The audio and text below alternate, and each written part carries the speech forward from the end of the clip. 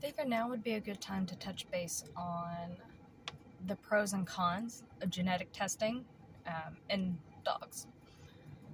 The good thing about genetic testing, pros, are you can certify that your dog is genetic disease free for specific diseases that we know genes cause such disorder.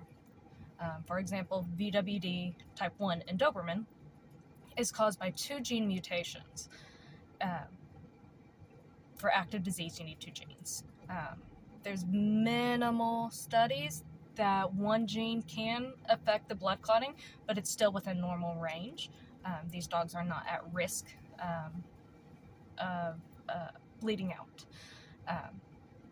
Other diseases that you can test and certify, OFA certification, are DINGs or vestibular deafness, Doberman type.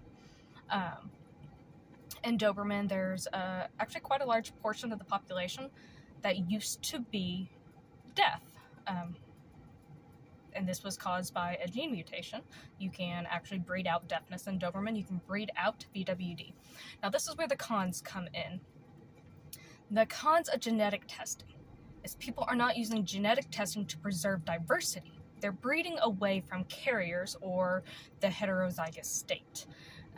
They started breeding for all clears, which severely cripples the breeding population and the genetic diversity. Diversity is essential to a healthy population of dogs, a healthy population, literally immune system wise, and to maintain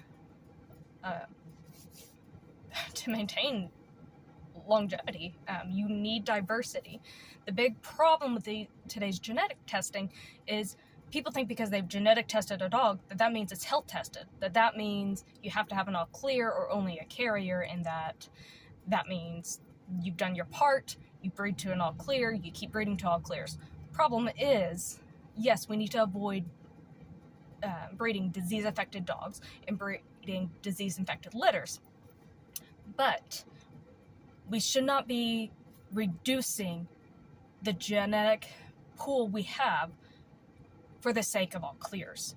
Carriers are essential to health, essential to the breeding population, and essential to maintaining a breed's future.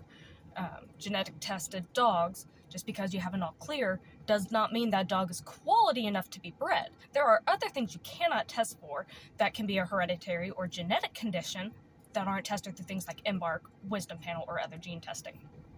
Now, in Doberman, we have DCM1 and DCM2. These 2 genes are not diagnostic or predictive of disease. The best way to word this is having a DCM1, DCM2 gene, or both genes is a genetic disposition to disease risk. There are dogs, roughly 15% of all clear dogs, so dogs without a single DCM mutation, that still go on to develop DCM. 15%, according to Vetnostic, in one of their studies, still developed symptoms of DCM in clinical DCM. That said, should you breed 2 DCM carriers with the research that's going on right now?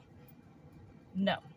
If you can avoid it, it's best to avoid it. It's best not to double up on gene mutations anyway, but with the DCM, there is some studies that show dogs that have particularly multiple genes are likely to develop DCM.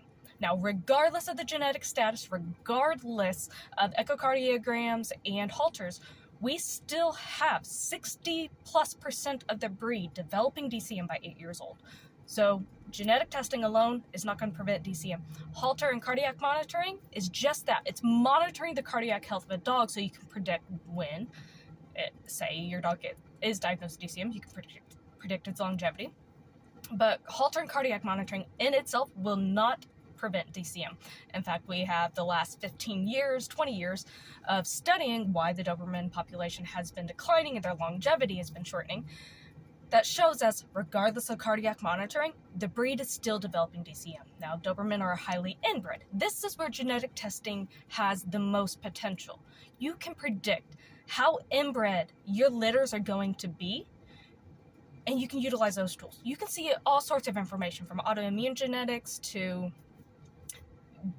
disease genetics to your actual diversity.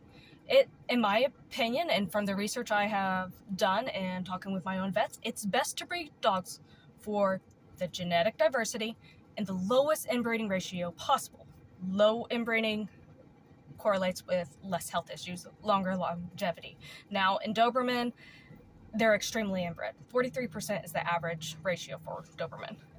Getting it below 20 is going to be nearly, if not impossible, without an outcross program. But responsible breeders should be breeding for the less disease risk to puppies possible and for the best future of the breed. And as a breeder and somebody who identifies as a citizen scientist, it is best that we as breeders and owners acknowledge what we can do, and what we can do is breeding less disease. Keep those carriers in the breeding pool because we need those genetics to maintain diversity, and we need to be breeding for that diversity, which includes lowering the inbreeding ratio and maintaining and preserving what we have now. I'd love to see an official outcross program started. Unfortunately, I do not have the funds to get it started myself. I need to gather around 20 to 50,000 to hire the biologist who was interested in the program. I just don't have the funds. I'm one person, and in my efforts to gather it, people are more than willing to participate, but they're not willing to donate. So at this time, a outcross program is not possible until we get significant funding. But as breeders, what we can do is we can be breeding for diversity, lower COI, and the genetics. Carriers are just as essential, and as an owner to a dog with a carrier, it does not affect the dog at all. It's mostly for breeding purposes and for those of us who are trying to do our best to breed healthier dogs.